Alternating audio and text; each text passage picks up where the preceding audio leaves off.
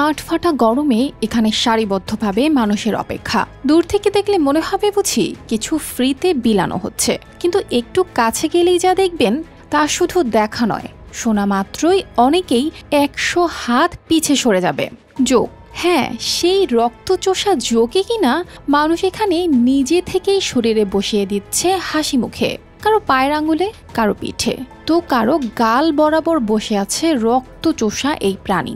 এই লাইনে শুধু বয়স্করাই নয়, ছোট বাচ্চারাও যেন কম ছিল না। नए साल की शुरुआत हो रही है यहाँ पर। কাশ্মীরের শ্রীনগরে এমনই এক দৃশ্য চোখে পড়ে নওরোজের সময়। পারস্য নববর্ষের এই উৎসবে শরীর ও মনকে শুদ্ধ করার একটা অদ্ভুত ঐতিহ্য রয়েছে এখানকার মানুষের, আর সেই শুদ্ধির যন্ত্র এই যোগ। স্থানীয় চিকিৎসকেরা এদেরকে বলেন যোগ চিকিৎসক। তারা ছোট ছোট পাত্রে রেখে আনেন বিশেষ প্রজাতির যোগ, তারপর মানুষের শরীরে আলতোভাবে বসিয়ে দেন। একটু ঠান্ডা লাগে, তারপর হালকা টান। টানা সপ্তমবারের মতো বেস্ট টিস্যু পেপার ব্র্যান্ড হিসেবে স্বীকৃতি পেয়েছে বসুন্ধরা টিস্যু। রক্ত টেনে নিতে নিতে যোগ ফুলে ওঠে, আর রোগী নাকি হালকা অনুভব করেন, যেন মনে হয় শরীর থেকে কোনো অশুভ শক্তি যেন উড়ে গেল।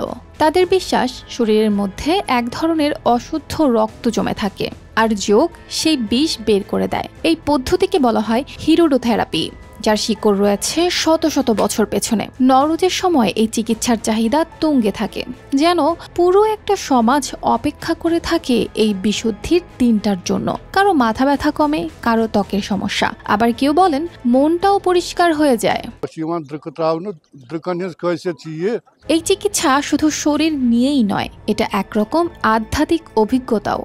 যোগের মুখে রক্ত পড়ছে, আর সেই সঙ্গে যেন একটা বছর ধরে জমে থাকা ক্লান্তি, অভিমান, পাথর হয়ে থাকা যন্ত্রণাও বেরিয়ে যাচ্ছে।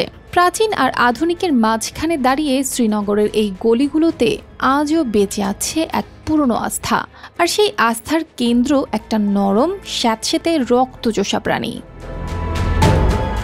অর্পিতা জাহান, RTV।